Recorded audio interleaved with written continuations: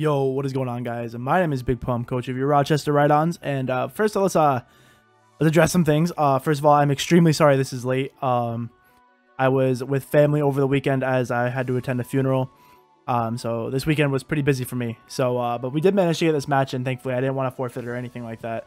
So, first I owe a thank you to Kres for allowing me to be a little more stringent on time, because like I said, I was quite the busy weekend.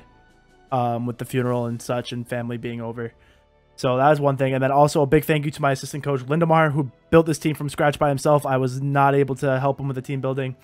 Like I said, college semester's ending and all the funeral stuff really did not help. Made it for a really busy week. So I didn't have time to build, and Lindo threw together this team for me.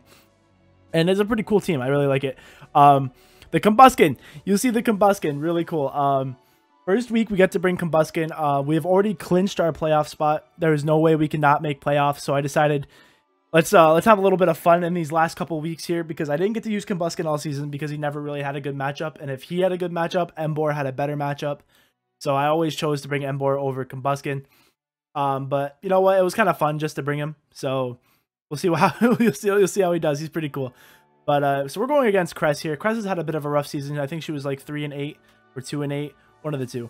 And she's rocking the Alolan Golem, Hoopa, Azumarill, Hitmonchan, Celesteela, and Flygon. Now, there's a couple problems. Azumarill is a terrifying Pokemon. Literally one bad turn against the Azumarill, and she can win. And there's very little I can do about it. If she gets to +6 from Belly Drum, like if she runs like Z Belly Drum or whatever, I can be in a lot of trouble. That will be really bad for me. As you can see on my team, I really don't have that much to take +6 hits. I don't really have anything to take a +6 hit. Kyurem can take a +6 Aqua Jet. So basically, if she gets her boost off, I'm going to have to let something die, and then I'm going to go into Kyurem and revenge kill it with Fusion Bolt if she doesn't want to switch out. So that's the plan there if she gets the setup with that. But I am terrified of Azumarill. Hopefully she's running like a Choice Banded set. That's a lot easier for me to deal with because Fortress can eat up those hits relatively well, and I can Volt Switch out. You also got the Blastoise this week. He's just mod a special attacker. He's just going to hit things like a truck. Now, Flygon does outspeed my Kyurem, but thankfully I can live pretty much any hit Flygon wants to go for unless she's banded, which is possible. But I'm also going to be fearing a Dragon Dance set from Flygon because that's pretty scary for me too. What else do we got here? Rhyperior is just a bulky set. We're running the Rindo Berry in case she wants to pack some grass coverage for something on Rhyperior.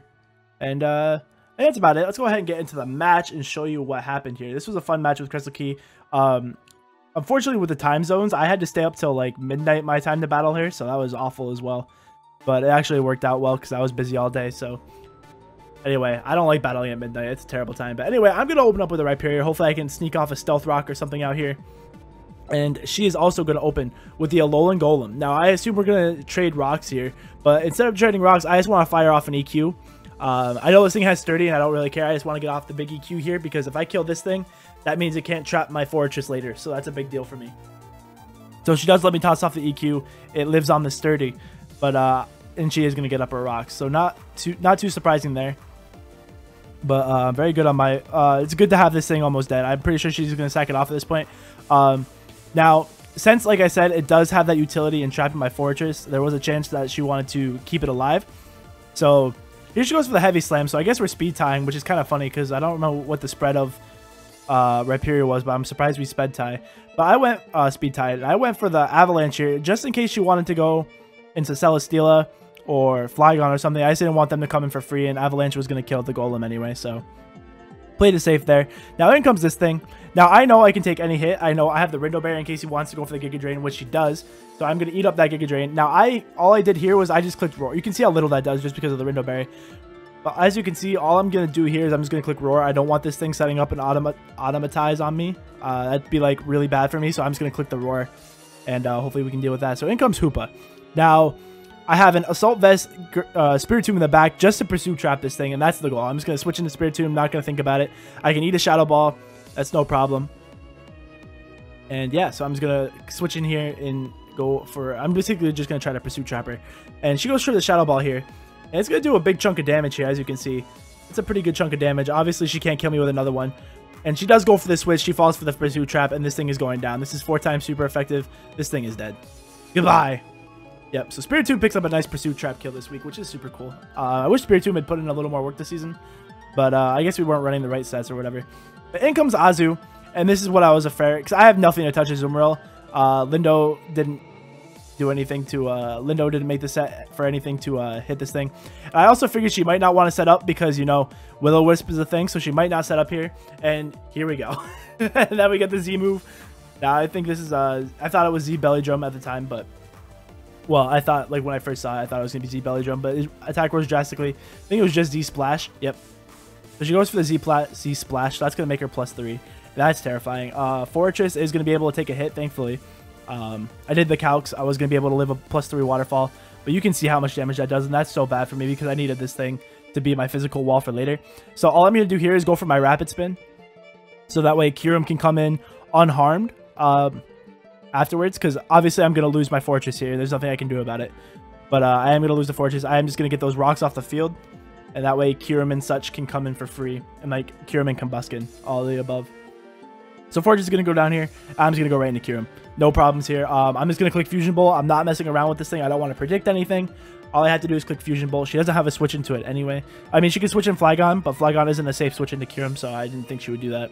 But I am just going to go for the Fusion Bolt here. And boom. Give that Azumarill a big smack, and that thing is gone. Kyurem basically erasing that thing from existence, so it did. But tell you what, though, losing my Fortress there is really bad for me. So in comes the Flygon now. And here I was like, you know what? I can't risk him going for Dragon Dance, her going for Dragon Dance, so I'm just going to have to sit here and take this move. I was going to be able to live any hit that wasn't Life Orb or Choice Band. And as you can see, she wasn't, so I'm just going to fire off my Devastating Drake. I could have just Ice Beamed, but I kind of wanted just to use the Z move because I love this Z move. I never get to use Z Outrage, so I thought it would be fun to do it. So that is exactly what I do here. I just toss off the Z Outrage. Definitely going to kill this thing. And also, in case she was packing the Yachi Berry, that would have been really bad, so I just wanted to make sure I killed this thing with Devastating Drake. Because Yachi Berry was definitely a possibility just to take the hit from Kyurem. So that was another reason I went for the Devastating Drake instead of just clicking Ice Beam. So anyway, this thing goes down, but the problem is I just took a butt ton of damage off of on Kyurem. And she goes into Hitmonchan. I know this thing has priority, and I think she's probably going to go for the Bullet Punch to try and kill me. I can save this thing because I can use it for the Celesteela later. So I am just going to go out in the Spiritomb. I assume I can take pretty much any hit from this thing without too much of a problem. Like I said, I'm a bulky Gertrude set. And she goes for the Bullet Punch. Not going to do too much. Does a good amount of damage, though, which is pretty scary. So she also just reveals the Life Orb there as well, and that's also terrifying. And then she goes for the Earthquake. I'm, like, praying I can live this hit. But, I mean, I didn't really have anything to hit her back anyway. I had, like, Dark Pulse. And she does manage to kill me there. I don't know if that was a roll or whatever. She does manage to kill me there, and that's a bit unfortunate because I need Spiritomb later. I would have needed it. But anyway, I'm going to go into Combuskin. Combuskin's time to shine. Now, I kind of derped here. I'm like, all right. I definitely overpredicted this part. I was like, the Protect is so obvious. She's going to do something to counter my Protect. I was like, she's going to have something. So I'm not going to click Protect. And I'm going to click Flare Blitz. But she didn't make any over predictions or anything crazy. She just went for the Drain Punch, and Combuskin go down. I bring Combuskin 1 week, and he goes down to 1 hit. So that's my fault. It's completely my fault. I just thought it was such an obvious Protect. I hate obvious Protects. So, I mean, that was like the safe play, but I didn't want to give her free switches into anything. I just wanted to toss off a Flare Blitz. Anyway, that's going to cost me a little bit. Anyway, she's going to go for the Drain Punch here, and you're going to see just how much damage that does. It does an insane amount of damage. And I'm not packing Scald or anything on this week. I wish, kind of wish Lindo threw Scald on it, because if I got a burn here, that would have come in so clutch. But the only move I have to hit this Hitmonchan is with Aura Sphere. And you can see that's going to do a lot of damage. That's going to do a lot of damage. And the Drain Punch is going to be a roll. So if she wants to take that risk, then I might be able to live the roll and go for another Aura Sphere and kill. But she's not going to take that risk. She's going to switch out to the Celesteela, which is a great play on her part. Not much I can do here because I can't switch into my Kyurem at all. So I'm just going to toss off an HP Electric. I know she's probably just going to go for the Giga Drain and kill me. I'm just going to go for that. Obviously, it does a little bit of good damage there. I don't really have anything to hit this. Like I said, Scald would have come in real handy at this point. But all good. And so they're gonna throw the Giga Drain. I'm just gonna go for the Dark Pulse. I'm fishing for a flinch here.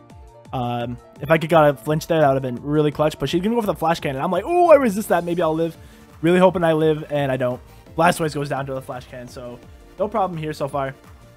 Now I'm just gonna go back into my Kyurem and pick up another kill here. And oh, she gets the beast boost, but thankfully it's not to like speed or anything insane. So just a special attack boost. So that's fine though, because Kyurem's gonna outspeed and kill with Fusion Bolt anyway, which is what I'm gonna do here. I am just gonna click Fusion Bolt. No reason to mess around with this because she can't switch in Hitmonchan, and this thing can't take a Fusion Bolt, so that's fine. And Kyurem is just gonna toss this off here with a big old Fusion Bolt. Oof, dead. Goodbye. This thing's dead. That's cool, and it just comes down to the Hitmonchan. So she just has the Hitmonchan left. I have a Kyurem and a Rhyperior, and we'll see how this goes. Obviously, she's going to have to go for the Bullet Punch here. She has no choice but to go for Bullet Punch, so I'm going to go down. I mean, I can't switch in Rhyperior into that, so unfortunately, I am going to go down there, and Kyurem will die to the Bullet Punch, and she is sitting at a real low amount of health. So I'm just really hoping at this point, I just need Rhyperior to live a Drain Punch. And Rhyperior is a fat Pokemon, okay? This is a fat Pokemon. I'm just praying I can live a Drain Punch. And I don't. Hitmonchan pulls it back for it. I think Hitmonchan picked up like 4 kills against me, and that's insane. That's crazy. It was a really good game. Obviously, Z-Splash Azu really shined this week for her because it took out my physical wall. If I was able to keep Fortress alive, then I probably would have been able to pull out that game because I don't think she had much for Fortress. I don't know if Hitmonchan gets Fire Punch, and if it does, then so be it. But anyway, guys. Well, actually, you know what? If Fortress was still alive, I could have switched that into the Flygon because if she was like Bandit or whatever, I could have taken an Outrage, and I wouldn't have had to take the damage with Kyurem. But anyway, guys, that's going to be this week. I mean, like I said, we are guaranteed playoff. We are guaranteed a playoff spot. So really didn't lose anything out of this game. It was a really fun game. Like I said, it was a really hectic weekend. I'm really thankful that we actually were able to play out the game because I didn't want to forfeit because I hate forfeiting. I'd rather just lose like that than forfeit. But it was a fun game. I really tried to make Combustion work. I over-predicted. I didn't click Protect because I thought it was too obvious, and I should have just made the safe play because, honestly, no reason not to. I just tried to be fancy, I guess. I don't know.